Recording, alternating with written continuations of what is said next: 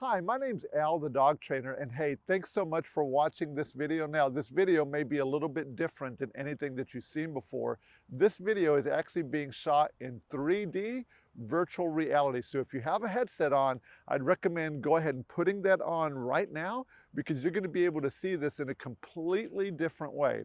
Well, the reason that I'm shooting this video today is to really help you to understand some of the basics that come to training dogs, okay? So I'm gonna give you 13 pieces of information that I feel that if you understand these things, you're gonna be able to communicate with your dog and be able to build the relationship with your dog in a way that you've never done before.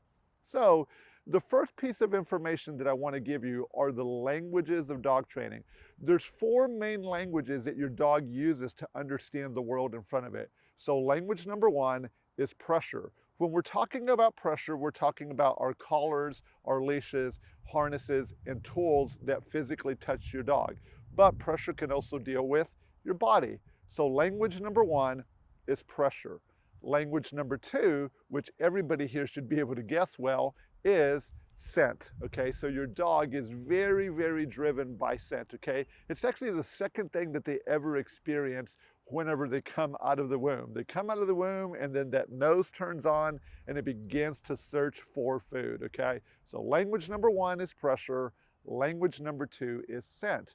All right, what's language number 3? Well, language number 3 is going to be motion. Your dog's eye is really tuned in to be able to watch things that are moving, and the faster that things move, the more that your dog is going to want to pursue them. So now we've given you the 3 main languages: pressure, your leash and collar; scent, your dog's food; and motion, the movement of your body and the movement of anything else that's in the environment, like a squirrel, like a cat, like your child, any of those things. Okay, so what's the last language? Well, the last language is sound. And this puts us at a little bit of a disadvantage. And here's why.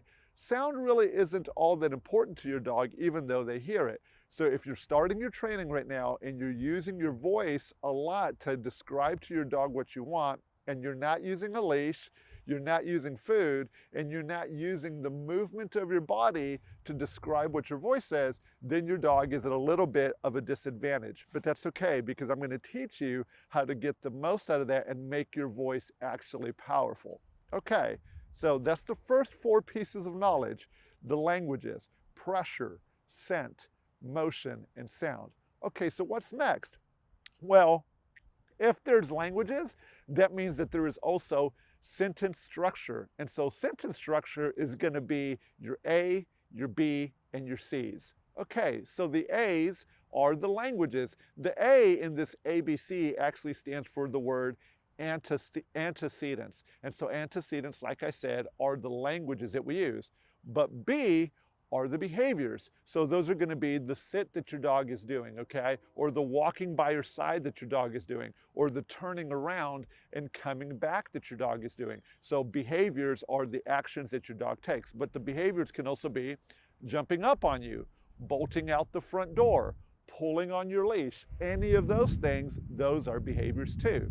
So you have antecedents, you have behaviors, and then the last part of a sentence structure is the letter C, consequences. So consequences are the actions that we and the environment at large take that create the emotions that lead to learning. This piece of information is a really big one because the emotions are going to be the things that tell your dog to do things more and to do things less. They're going to modify those behaviors and help your dog understand what it should and shouldn't do.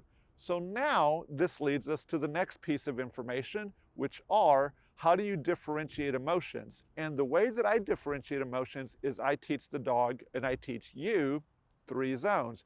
We have a red zone, we have a blue zone, and we have a green zone. So the green zone is the one that's in the middle, and this is a place of emotional comfort, and it can be mildly pleasurable or mildly frustrating. So we've got these emotions, these things that generate emotions: comfort, pleasure, frustration. But on the other side, if we go over to the blue zone is a place of very high comfort and very high pleasure. But as we move back into the green and into the red, then what happens is that you have higher levels of frustration and higher levels of pressure and or discomfort. And as you begin to mesh these three different zones, high pleasure and high comfort versus high frustration and high discomfort, your dog tends to move in the direction of the blue zone, okay? So showing your dog that there's a green, showing your dog there's a blue, and showing your dog there's a red, and that there's a difference between those things helps your dog make better decisions. So far, here's what we've covered. We've covered the languages: pressure, scent, motion, sound. We've also covered that there's sentence structure, okay? So the sentence structure is antecedents. Those are the languages that you use to communicate to your dog. Then you have behaviors. Those are the things and the actions that your dog takes. And then you have consequences. And those are the things that produce the emotions. But then you have to differentiate the emotions to help the dog understand. So on one side, you're going to have pleasure and comfort. And then as you move in the other direction, you're going to have frustration and discomfort. And those things are going to help your dog understand the differences of its decisions. Okay, so what's the last thing? So the last pieces of information that I want to share with you are the three major skills that you should teach your dog. So skill number one is going to be how to stay. Skill number two is going to be how to walk by your side. And skill number three is going to be how to turn around and come back each and every time that you call. I think these pieces of information are so important for you to learn. So hey, watch this video again, take some notes, and if you have any questions, feel free to reach out and contact me. Well, again, hey, my name's Al. I'm with Longoria House Dog Training in Houston, Texas. I hope this has been helpful. If it was, be sure to give us a like, leave a comment, and share this content. Thanks again, guys.